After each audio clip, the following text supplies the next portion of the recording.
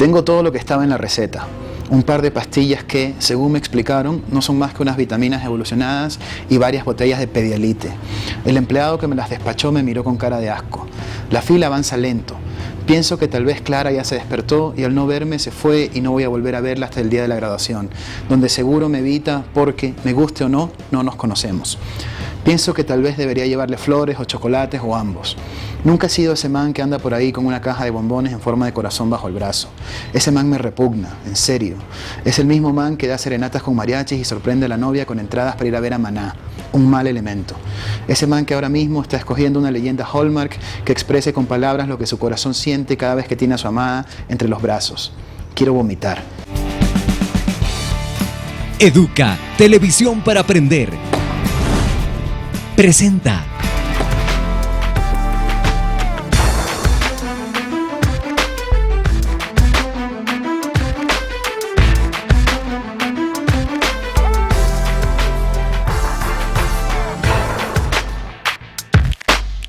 Cuando yo las escribo, significa literalmente obviar al mundo terrenal, ¿no? Es decir, a mí lo que más me gusta de escribir es que apago el celular, ¿me entiendes? No estoy pensando en que tengo que ir al supermercado, en que tengo que ir al banco, que tengo que pagar la luz, que estoy chiro. O sea, la literatura más que un oficio, para mí es un lugar en el que al que uno se muda, ¿no? Y lo empieza a moblar poco a poco con lo que va escribiendo. Bueno, primero tuve la oportunidad de leer. Bueno, hubo una pequeña anécdota. Yo era responsable, o sigo siendo responsable, del proyecto de lectura en un colegio. La obra es un poco fuerte, ¿no es cierto? Entonces, sin embargo, me arriesgué a darles a los chicos porque sabía que les iba a gustar mucho. Y a partir de este encuentro con la obra de él, tuvimos la oportunidad de un encuentro humano, ¿no? Entonces, yo creo que mi primer encuentro con, no sé si con la literatura, pero con la narrativa o con el arte de contar, es a través de las canciones que mi mamá me cantaba para dormirme y cosas así. Y de esas recuerdo muy particularmente una que era la de Pinocho yendo al hospital. Recuerdo que esa canción me impresionaba muchísimo porque era la primera que incluía drama en su historia, en su trama, digamos, ¿no? Todo el resto de canciones como Los Pollitos y eso eran sumamente felices, eran sumamente fáciles, descomplicadas. Pero acá había ese elemento de un Pinocho sangrante, o sea, había peligro. Entonces ahí creo que me di cuenta del poder de la narrativa. Juan Fernando Andrade es eso, ¿no? Es una persona chévere, joven, muy joven para la dimensión de su obra, para la dimensión de la calidad de su obra, para la dimensión del mensaje. Y es un humano a carta cabal, ¿no? Es un humano en toda la dimensión que se puede dar a la humanidad en alguien, ¿no? Yo había empezado ya a leer. Quiero decir que había empezado a leer en serio, ¿no? O sea, a disfrutar de la literatura y investigar y dice que. Y era como, yo debía estar en tercer curso de colegio, que esa fiesta fui con una pareja de amigos, o sea, dos chicos, un chico y una chica que se habían amarrado recién y eran mis dos grandes amigos. Y yo nunca, o sea, creo que se casaron y todo, y nunca me acuerdo de haber visto gente que pelee tanto. O sea, me acuerdo que hicieron como un espectáculo en la fiesta, en la borrachera, y no sé qué, y que me parecía increíble, y recuerdo haber vuelto de la fiesta, me imagino que un sábado a la madrugada, algo así, y no haber llegado a mi cuarto, sino haber llegado al estudio donde mi papá tenía la computadora en la que hacíamos los deberes, y haber escrito la historia. O sea, haber escrito lo que había pasado en la fiesta, recién. Para, digamos, con el afán un poco de charlonear también, ¿no? O sea, de imprimirlo, llevarlo el lunes al colegio y eso. Pero ese sin duda es el primer cuento que escribí.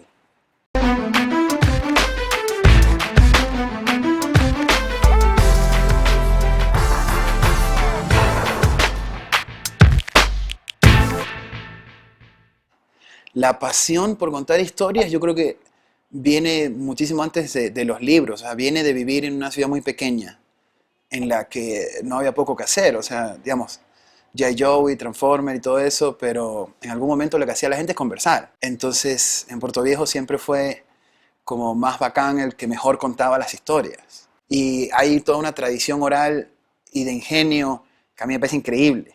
Entonces yo creo que lo de contar viene de ahí. Ahora, lo de contar literariamente, creo que viene primero de lo que tenía a la mano, que era escribir, es decir, o sea, nunca se me ocurrió salir con una cámara o con una grabadora o una cosa así, o sea, creo que disfruto también como el hecho de que uno pueda estar solo, acompañado por los personajes que ha creado. Volviendo un poco a lo anterior, o sea, creo que viene también de escapar, ¿no? O sea, de estar aburrido de tu pueblo, estar aburrido de tus amigos, estar aburrido de tu familia y decir, ¿con quién conecto? Entonces ahí llega un momento en que la gente con la que uno puede conectar hay que inventarla.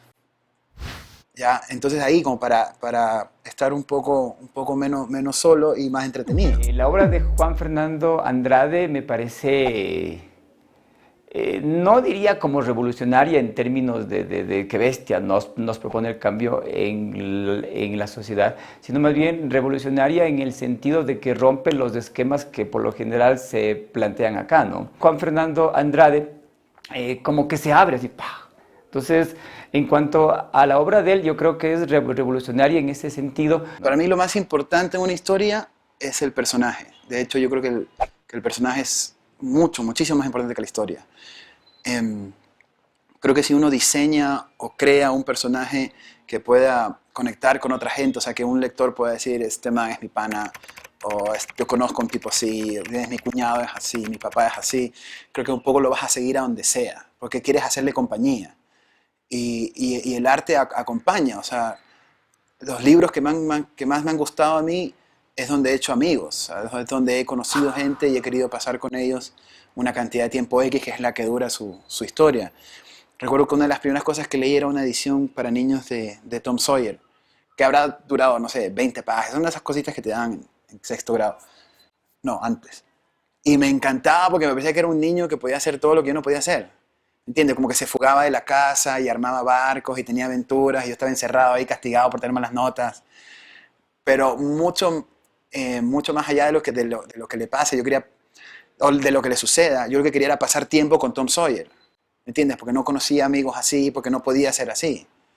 Entonces, cuando un personaje se mete en tu vida, o sea, cuando tú lo hospedas en tu casa a leerlo, creo que te vas de largo. O sea, una narración que no tiene un personaje entrañable no va para ningún lado. Porque primero te plantea un mundo fácil de entenderlo, y te plantea cuestiones que de pronto son cercanas para ellos. Los jóvenes, o sea, también refleja el mundo de los jóvenes y toda la crisis o toda esa presión que hay entre el yo, lo que yo quiero ser, y lo que los otros quieren que yo sea.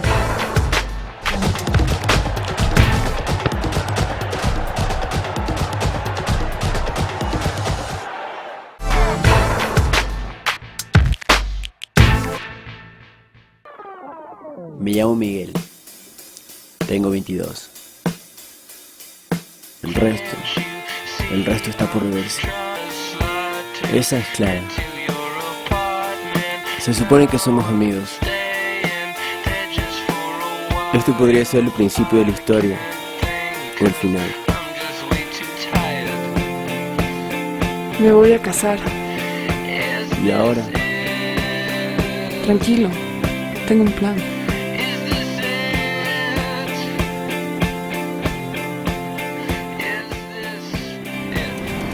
¿Cómo te sientes? Al revés, con toda la carne por fuera.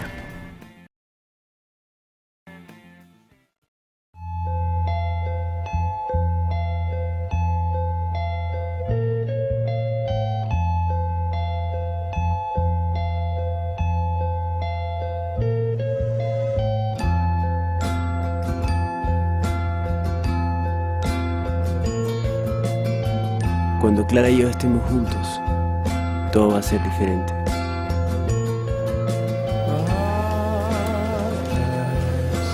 ¿Dónde estás? ¿Dónde estás? ¿Dónde estás? ¿Dónde estás?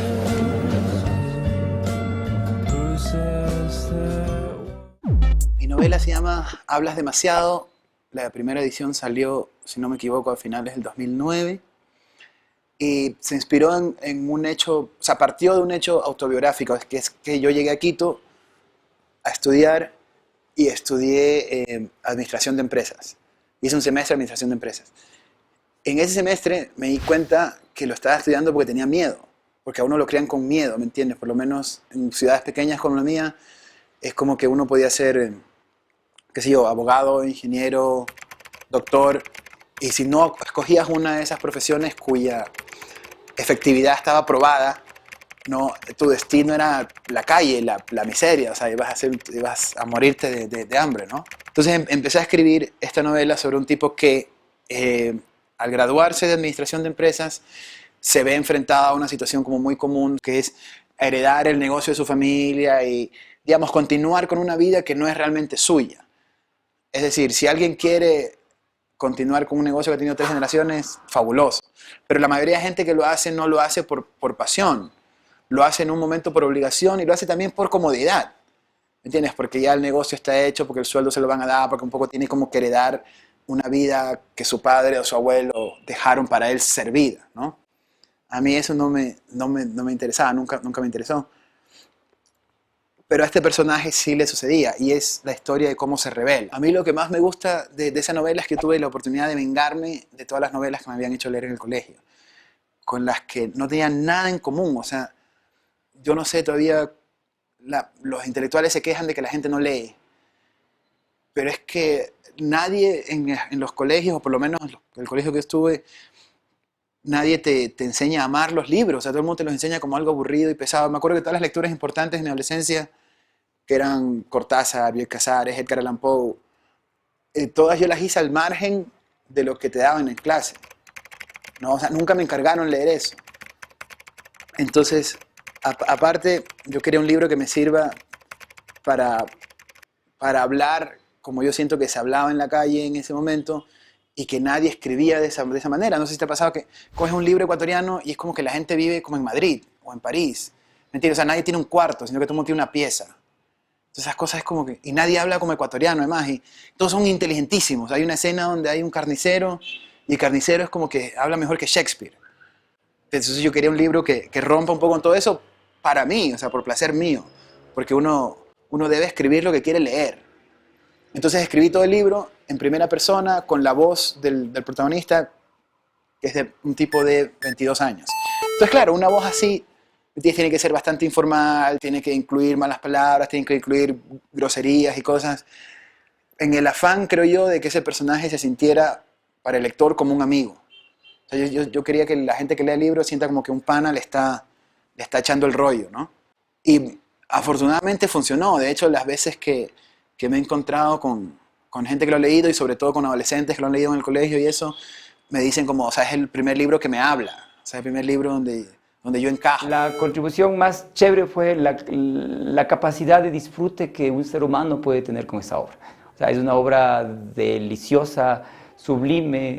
Entonces, yo disfruté mucho esa obra y creo que esa es la mejor contribución que la obra puede dar. La temática de mi novela sería tomar las riendas de tu propia vida, o sea, una temática bastante adolescente, una cosa en la que, digamos, no dejes que nadie decida por ti, y atrévete sobre todo a cometer tus propios errores. O sea, uno a la final es la suma de sus errores. No hay que tenerle ningún tipo de temor a caerse y destrozarse y tumbarse y hacer todo mal.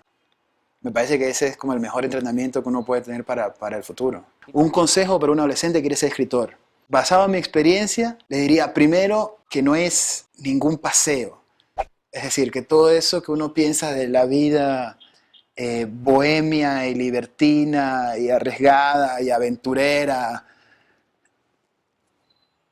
a menos que seas, digamos, a menos que tengas el itinerario de Indiana Jones y el talento de Ernest Hemingway, no va a pasar. La mayoría de tu tiempo la vas a pasar sentado frente a una compu. Luego, que hay que tenerle absoluta fidelidad, porque entonces, si tú dejas de escribir una temporada, es como cuando dejas de ir al gimnasio una temporada. Te cuesta muchísimo recobrar el estado físico. Entonces, hay que aprovechar cualquier oportunidad para escribir. Es decir, si tienes que mandarle un mail a tu tía, esa es una oportunidad para escribir. Más importante es que si uno escoge escribir, porque uno podría escoger hacer miles de cosas, incluso después de haber publicado novelas, escrito películas, uno podría decir, o sea, esto no me hace feliz, y cambiar. Si uno ya escribió una novela y la publicó y no la leyó nadie, si uno escribió una película y se estrenó y no la vio nadie, o hablaron mal de ella, ¿Me entiendes? Si un cuento te toma 3 semanas y esas 3 semanas te costaron un romance, lo más probable es que ya tengas vida. Lo más probable es que tu futuro sea ese. ¿Me entiendes? Si después de escribir 400 páginas las quemas y al día siguiente empiezas otra novela, no tienes de qué preocuparte. Ya estás. ¿Viniste a buscar novia?, me pregunté ella. Hasta esta niña que no me ha visto en la vida me encuentra solo. Tengo novia en Saturno. ¿Cómo se llama? Polexia. Qué nombre tan raro. Polexia es una chica rara. ¿Tú tienes novio? 2, el Eudoro y el Delfín. ¿A cuál quieres más? A ninguno. Sabia tu respuesta. Mi mami dice que no hay que querer a los niños, menos a los hombres. Por algo es tu mami. Mi mami dice que hay que tener muchos novios para que te compren muchas cosas. ¿Tus novios te compran cosas? A veces. ¿Qué cosas? Helados, papas fritas, colas, cosas ricas. ¿Qué vas a hacer cuando ya no quieran comprarte cosas ricas? Me voy a conseguir otro. ¿Solo uno? Primero uno, luego tengo que ver. ¿Cómo haces para conseguir novios? Facilito, les doy besos. En la boca, ni loca.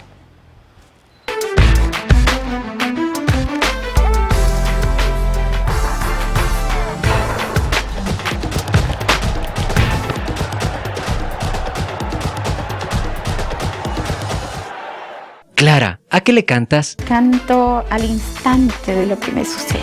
Canto al utópico, al que está en ese momento y al que no está.